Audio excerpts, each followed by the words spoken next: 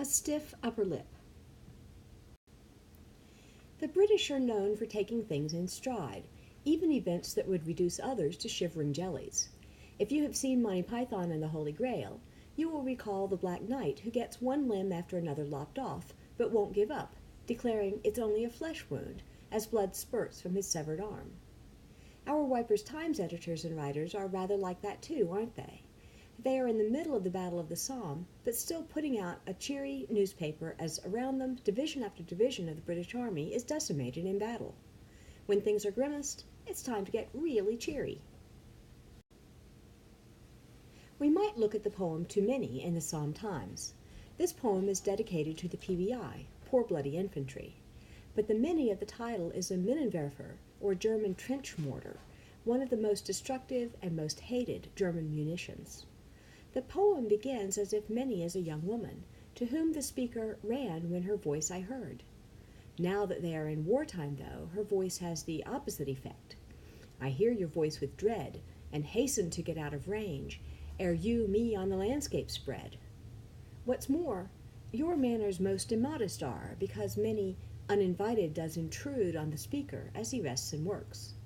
But he promises you'll get some back at any rate, a threat to the German army rather than their weapon or the imaginary girl of the poem. This text combines a light-hearted irony.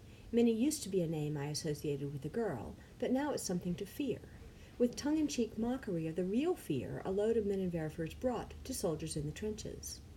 As we have come to expect from the Wipers Times editors, humor is the favored way to approach real fear and suffering. This same attitude can be found in other popular culture texts of the Great War. For example, music hall songs and even soldier songs often bring a cheeriness to the most horrific events. I often think of the music hall song Goodbye, which includes the lyrics, Brother Birdie went away to do his bit the other day, with a smile on his lips and his Lieutenant Pips upon his shoulder, bright and gay. As the train pulled up, he said, Remember me to all the birds. Then he wagged his paw and went away to war, shouting out these pathetic words. There's something a little strange, I think, about wagging your paw and going away to war, but somehow the British sang-froid cannot see the problem there. As you look at the posters in the Blackboard folder, you will see versions of this, along with a great deal of earnestness. As I say, this stiff upper lip sense of humor is typical of the British, and is in fact a source of pride to them, the famous British phlegm that made keep calm and carry on a plausible public sentiment during the Blitz. Among the posters in your collection are ones suggesting that the soldiers at the front are all having a grand time, and that you too can only be happy if you join them. See, for instance, the poster in the Australian collection. He's happy and satisfied. Are you? The implication is that a man who did not enlist could not possibly feel good about himself, while doing one's duty would bring a true sense of satisfaction. In the same collection, a recruiting poster asks viewers to play up and play the game in the Sportsman's 1000. That poster depicts a rosy-cheeked soldier surrounded by pictures of men playing tennis, cricket, golf, and other sports, suggesting that if a man enjoyed those contests, he would also enjoy the greatest contest of them all, the Great War. The Sportsman's 1000 is what the British called a PALS battalion, a unit made up of friends who joined together and served together throughout the war. The benefit of such a battalion is that peer pressure among groups of friends could help recruit members very efficiently, and the comradeship that is essential to smooth Army functioning was built in. The disadvantage, of course, is that such battalions, which could feature all the men from a small village, brothers, fathers and sons, men who had been friends since childhood, faced common hazards, so that the risk of a family or town suffering devastating loss was high. PALS units that fought in the Somme and other especially deadly battles, for instance, might suffer casualties well over 50%. Posters also invoked mythical representations of the nation or of the enemy. The first poster in the Imperial War Museum collection, for instance, shows St. George, the patron saint of England, slaying a dragon as depicted in popular iconography in Britain. Around the image are these words, "Britain needs you at once." This is one of the earliest recruitment posters, and it calls on national pride and duty to encourage young men to join up. A similar poster in the same collection is The Isle of Saints and Soldiers, aimed at Irishmen. The title is a play on Isle of Saints and Singers, a common epithet for Ireland, and the image depicts the ruins of Rheims Cathedral, with St. Patrick in the sky and an Irish farmer plowing his fields in the foreground. As the saint gestures toward the ruined cathedral, the plowman's duty is clear. He must defend Catholicism by enlisting and fighting the German force that destroyed the church. Recruiting posters were most commonly aimed at men, encouraging them to enlist by offering comradeship, as in the posters we've talked about, or by threatening shame, as in the very famous poster, "What Did You Do in the Great War, Daddy?" Significantly, the child perched on the man's knee asking the question is a little girl. Meanwhile, the man's son is playing with his toy soldiers on the carpet. Clearly he would be willing to fight. Posters such as "Step into your place" make the same argument. Everyone else is enlisting, so why aren't you? The propaganda offices responsible for encouraging enlistment recognized that enlistment, and avoiding enlistment, was a social phenomenon. So posters make arguments not just to men who might enlist, but to women who might either encourage them or hold them back. Remember that until 1916, the British Army was wholly voluntary, so enlistment was necessary, especially as the Army suffered heavy losses and needed to replace casualties. By contrast, the German and French armies were conscription armies.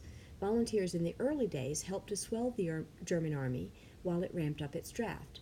That's why Paul Baumer's teacher encourages the boys in his class to sign up rather than waiting to be called up.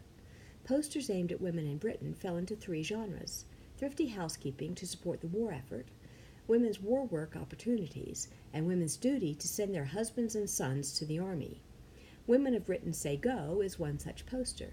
The women and children support each other as they watch the soldiers marching away. The implication is both that their duty is to allow and encourage their men to leave, and that they can manage fine at home, a message meant to reassure men who hesitated about enlistment. There were plenty of opportunities to volunteer for war work. Women worked as nurses, replaced farmers by joining the Women's Land Army, worked in factories, and replaced men in jobs like bus conductor and police officer. Posters aimed at filling up these untraditional jobs for women show their efforts as vital to national support for the war, and depict the women as jaunty and empowered, such as the cheery young women in the Queen Mary's Army Auxiliary Corps poster. As you may remember from discussion in Regeneration, the war offered opportunity for a richer and more expansive life for women of the time, who had previously been almost cloistered, especially if they were middle class. Even working-class women, though, would have been carefully guarded by their families when young. There's a reason Sarah Lum's mother thought being in service was a good career for a working-class young woman. Good employers were careful about protecting their servant girls' morals, nice for the mother, but not so pleasant, perhaps, for a young woman looking to explore the world and make her own fortune. As you look at the posters, think about what messages the designers are conveying. What images do they use? How are these images deployed? What words do they use? Some of the posters are very wordy, others not so much.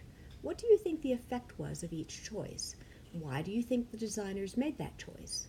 Look at the dates and the origins of each poster, and see if you can discern any trends during the course of the war. Then see if you can find some interesting posters on your own. Look not just for British posters, but for posters from other nations. How do German posters compare to British ones? What images did the French employ? The forum question this week asks you to analyze a poster you found, so make sure you either download the image or save a link to post as part of your forum response. Finally, this week you'll watch an episode of Blackadder Goes Forth. For those of you unfamiliar with the series, the conceit is that the same group of characters is reincarnated in various historical periods, such as Elizabethan England or the 18th century. The episode I'm asking you to watch today is the final episode of the fourth series, which is set in World War I. I've included it with this week's work because its humor is very similar to that of the Wipers' Times, but unlike the Wipers' Times, it was not written during the war, when the outcome and costs were still unknown. This episode provides insights into how the British in more contemporary times think of the Great War. It is funny, but also poignant at times. As you watch, think about this work of comedy as an act of commemoration.